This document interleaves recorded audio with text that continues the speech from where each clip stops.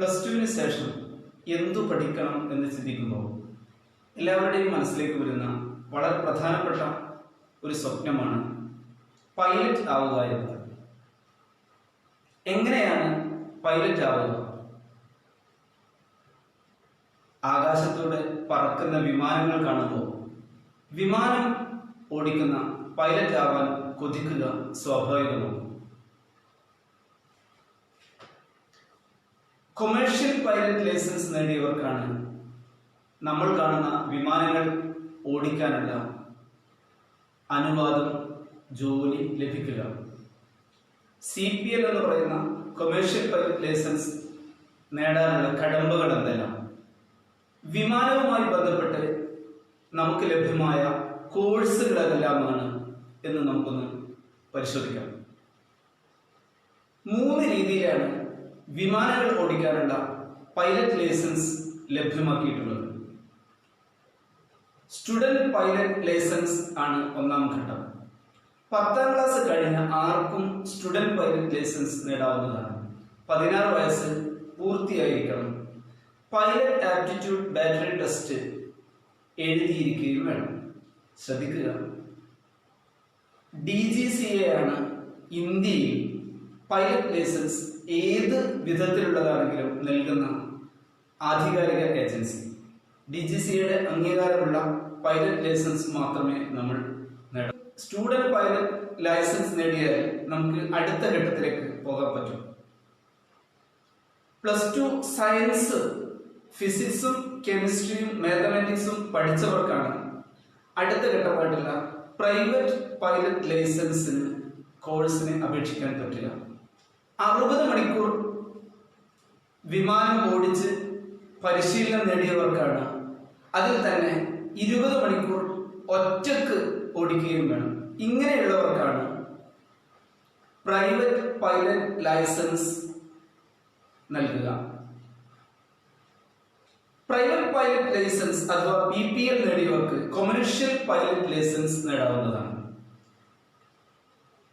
190 മണിക്കൂർ വിമാനം ഓടിച്ച് പരിശീലനം നേടിയവർക്കാണ് CPL കൊമേഴ്ഷ്യൽ പൈലറ്റ് ലൈസൻസ് ലഭിക്കുക. മൊത്തം 250 മണിക്കൂർ ഈ പരിശീലനത്തിനിടയിൽ ഈ വിദ്യാർത്ഥി വിമാനം ഓടിക്കേണ്ടതുണ്ട്. ഇതാണ് പൈലറ്റ് ലൈസൻസ് നേടുന്നതിലെ 3 ഘട്ടങ്ങൾ. ഇനി ഇത് എവിടെയാണ് പഠിക്കാനുള്ള സൗകര്യങ്ങൾ? പൈലറ്റ് ലൈസൻസ് എവിടെ നിന്നെല്ലാം നേടാം?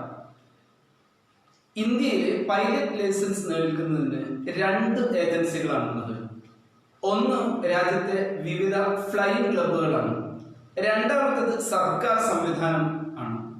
എയർഫോഴ്സിലും നേവിയിലും സൗജന്യമായിട്ട് പൈലറ്റ് ലൈസൻസ് നേടാനുള്ള സംവിധാനമുണ്ട്. അതുപയോഗിച്ച് +2 സയൻസ് കഴിഞ്ഞ ആർക്കും എയർഫോഴ്സിലും നേവിയിലും ബന്ധപ്പെട്ട പ്രവേശന പരീക്ഷകളിലൂടെ അഡ്മിഷൻ നേടിയതിനു ശേഷം പൈലറ്റ് ആയിട്ട്, എയർമാനായിട്ടും നേവൽ പൈലറ്റ് ആയിട്ടും പരിശീലനം നേടി പൈലറ്റ് ലൈസൻസ് നേടാവുന്നതാണ്.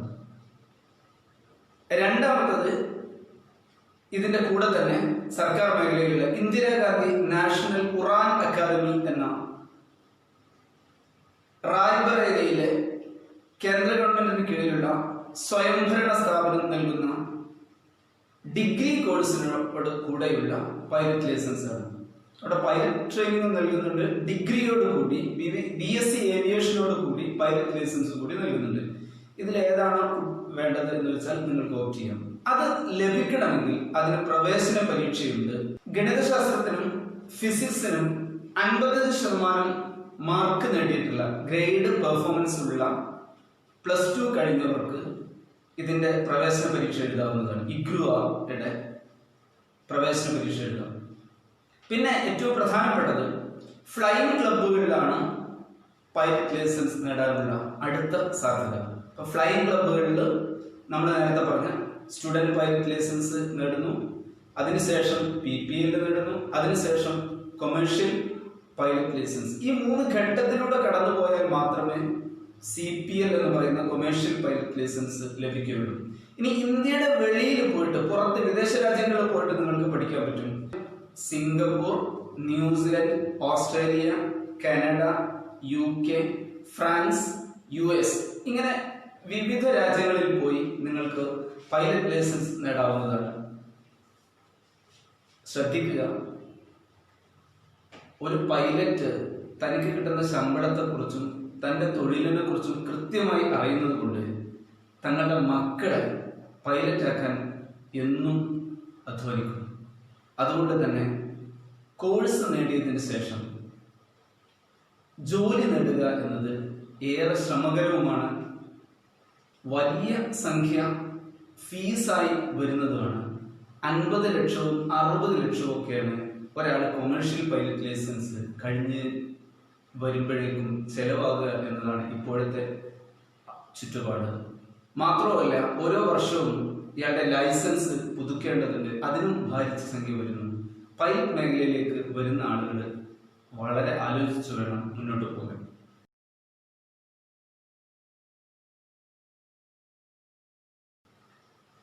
വിമാനം ഓടിക്കുന്നതിന്റെ കൂടെ തന്നെ വളരെ പ്രധാനമാണ് ഹെലികോപ്റ്റർ ഓടിക്കുന്ന പൈലറ്റ് ആവുക എന്നത്.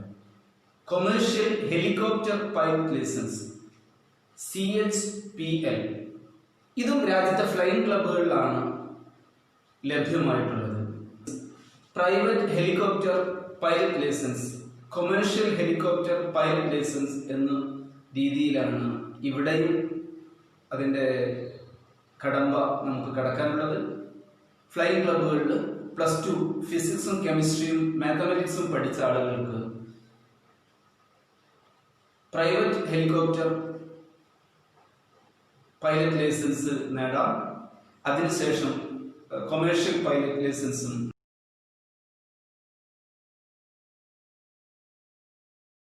വിമാനവുമായി ബന്ധപ്പെട്ട് വളരെ പ്രധാനപ്പെട്ട മറ്റൊരു തൊഴിൽ മേഖലയാണ് എയർ ഹോസ്റ്റസ്, ഫ്ലൈറ്റ് പെർഷ്യൂവേഴ്സ് അഥവാ ക്യാബിൻ ക്രൂ. പെൺകുട്ടികൾ എയർ ഹോസ്റ്റസ് മേഖലയിലും ആൺകുട്ടികൾ ക്യാബിൻ ക്രൂ മേഖലയിലും തൊഴിലെടുക്കുന്നു. ഓരോ വിമാന കമ്പനികളും അവർക്ക് ആവശ്യമായ ക്യാബിൻ ക്രൂ എയർ ഹോസ്റ്റസ് ജീവനക്കാരെ കണ്ടെത്തുകയാണ് ചെയ്യുന്നത്. ബിരുദമാണ് അടിസ്ഥാന യോഗ്യതയായി എല്ലാ വിമാന കമ്പനികളും സാധാരണ കാണാറുള്ളത്.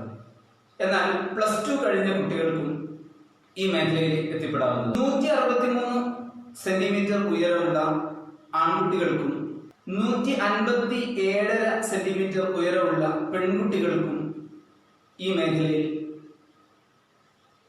പ്രവേശനം നേടാവുന്നതാണ്.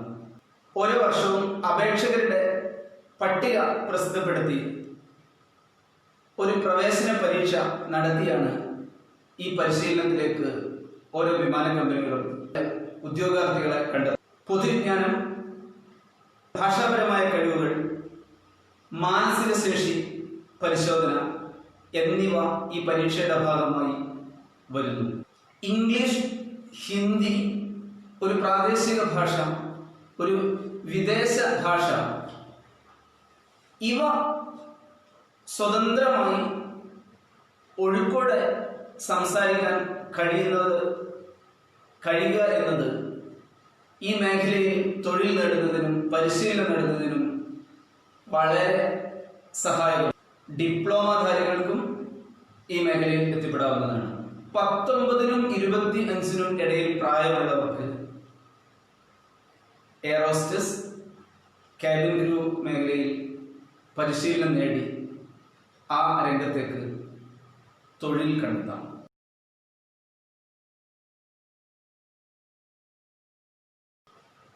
വിമാനങ്ങളെ കുറിച്ച് ആലോചിക്കുമ്പോൾ ഏറ്റവും പ്രധാനപ്പെട്ട എയറോനോട്ടിക്കൽ എഞ്ചിനീയേഴ്സ്, വിമാനങ്ങളുടെ നിർമ്മാണം, വിമാനങ്ങളുടെ രൂപകൽപ്പന,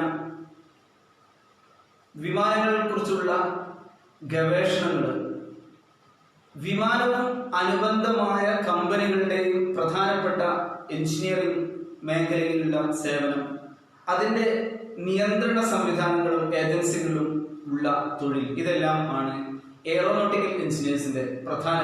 ഇന്ത്യൻ ഇൻസ്റ്റിറ്റ്യൂട്ട് ഓഫ് ടെക്നോളജിയുടെ ചെന്നൈ, മുംബൈ, കാൺപൂർ, ഖരഗ്പൂർ എന്നീ കേന്ദ്രങ്ങളിൽ അഡ്വാൻസ് വഴി പ്രവേശനം നേടിയ വിദ്യാർത്ഥികൾക്ക് എയറോനോട്ടിക്കൽ എഞ്ചിനീയറിംഗ് ബിരുദം കഴിഞ്ഞതിന് ശേഷം ഈ മേഖലയിലേക്ക് എത്തിപ്പെടാവുന്നതാണ്.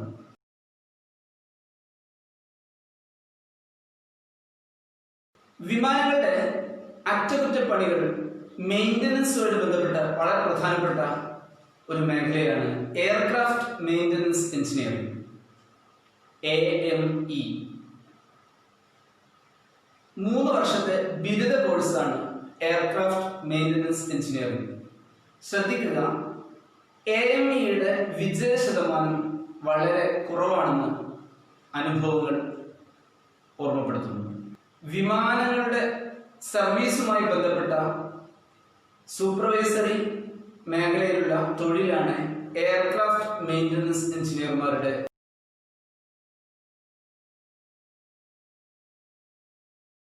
ഇന്ത്യയിൽ എയർപോർട്ട് അതോറിറ്റി ഓഫ് ഇന്ത്യയാണ് വിമാനത്താവളങ്ങളുടെ ഭരണപരമായ കാര്യങ്ങൾ നിർവഹിച്ചു വരുന്നത്. എയർപോർട്ട് അതോറിറ്റി ഓഫ് ഇന്ത്യയിലെ ഏറ്റവും പ്രധാനപ്പെട്ട തൊഴിലുകളിൽ ഒന്നാണ് airport manager, assistant manager, air worthiness officer, aerodrome officer, communication officer, traffic controller. ഇങ്ങനെ 4 തൊഴിൽ സാധ്യത കൂടി എയർപോർട്ട് അതോറിറ്റിയുമായി ബന്ധപ്പെട്ട് ഓരോ വിമാനത്താവളങ്ങളിലും ലഭ്യമാണ്. ഇലക്ട്രോണിക്സ്, ഇലക്ട്രിക്കൽ, കമ്മ്യൂണിക്കേഷൻ, ടെലികമ്മ്യൂണിക്കേഷൻസ് എന്നീ മേഖലയിൽ എഞ്ചിനീയറിംഗ് ബിരുദധാരികൾക്കും ഫിസിക്സ്, മാത്തമാറ്റിക്സ് ബിരുദധാരികൾക്കും എത്തിപ്പെടാവുന്ന ഒരു മേഖലയാണ് ഈ സൂചിപ്പിച്ചതെല്ലാം. വിമാനത്താവളങ്ങളിലെ വിമാനങ്ങളുടെ വരവും പോക്കുമായി ബന്ധപ്പെട്ട്, അറൈവൽ ഡിപ്പാർച്ചറുമായി ബന്ധപ്പെട്ട് ഒരുപാട് തൊഴിൽ മേഖലകളുണ്ട്. അതിൽ പ്രധാനമാണ് ഗ്രൗണ്ട് ഡ്യൂട്ടി സ്റ്റാഫ്. ഏതെങ്കിലും വിഷയത്തിൽ ബിരുദവും അയാട്ട യോഗ്യതയുള്ളവരാണ് ഈ മേഖലയിൽ. ടിക്കറ്റിംഗ്, ഫിനാൻസ്, കാർഗോ ഹാൻഡ്ലിംഗ് പോലെയുള്ള മേഖലകളിൽ അയാട്ട യോഗ്യതയും ബിരുദമുള്ള ആളുകൾക്ക് മറ്റു തൊഴിൽ സാധ്യതകളും അവിടെ ലഭ്യമാണ്. എയർപോർട്ടുകളിലെ ചെറിയ തൊഴിലുകൾ അത് ആ എയർപോർട്ട് നിലനിൽക്കുന്ന പ്രദേശങ്ങളിലുള്ള ആളുകൾക്ക് പ്രാദേശികമായി നൽകുന്നതാണ്. വിമാനങ്ങൾ വരും കാലത്തും വലിയൊരു തൊഴിൽ മേഖല തന്നെയാണ്. ഓരോ ജില്ലയിലും വിമാനത്താവളങ്ങൾ വരുന്ന കേരളത്തിന്റെ സാഹചര്യത്തിൽ ധാരാളം ആളുകൾ ഈ മേഖലയിലേക്ക് വന്നുകൊണ്ടിരിക്കുകയാണ്. വിദ്യാർത്ഥികൾ തങ്ങൾക്ക് ആവശ്യമായ ചോയ്സ് ഏതെന്ന് കണ്ടെത്തി ആവശ്യമായ പഠനം ലഭ്യമായ കേന്ദ്രങ്ങളിൽ പോയി നേടേണ്ടതാണ്. അയാട്ട കോഴ്സുകൾ ചെയ്യുന്നത് തികച്ചും അനൗപചാരികമായാണ് നടത്തേണ്ടത്. സർക്കാർ മേഖലയിലുള്ള കോഴ്സല്ല, വിദേശ ഏജൻസികൾ നടത്തുന്ന കോഴ്സാണ് അയാട്ട, ഫിയാട്ട, ഉഫ്ത പോലെയുള്ള കോഴ്സുകൾ. ഇതിലേതെങ്കിലും ഒന്ന് ചെയ്യാം. അതിൽ ശ്രദ്ധിക്കേണ്ടത് ടിക്കറ്റിംഗ്, ഫിനാൻസ്, കാർഗോ ഹാൻഡ്ലിംഗ് 3 കോഴ്സുകൾ അയാട്ടയിൽ നിങ്ങൾക്ക് കാണാൻ പറ്റും. വിമാന യാത്രയുമായി ബന്ധപ്പെട്ട ടിക്കറ്റ്, അതിൻ്റെ ചെക്കിംഗ് പോലെയുള്ള കാര്യങ്ങൾ എയർപ്ലെയിൻ കമ്പനികൾക്കും എയർപോർട്ടിനും വേണ്ടി ചെയ്യുക എന്നതാണ് ടിക്കറ്റിംഗ് മേഖലയിലെ. അതിൻ്റെ സാമ്പത്തിക കാര്യങ്ങളാണ് ഫിനാൻസ്. കാർഗോ ഹാൻഡ്ലിംഗ് പ്രധാനമാണ്. വിമാനത്താവളങ്ങളിലൂടെ കടന്നു പോകുന്ന കാർഗോ വസ്തുക്കൾ, കയറ്റുമതിയും ഇറക്കുമതിയും ചെയ്യുന്ന വസ്തുക്കളുടെ മാനേജ്മെന്റ് ആണ് അതിൽ വരുന്നത്.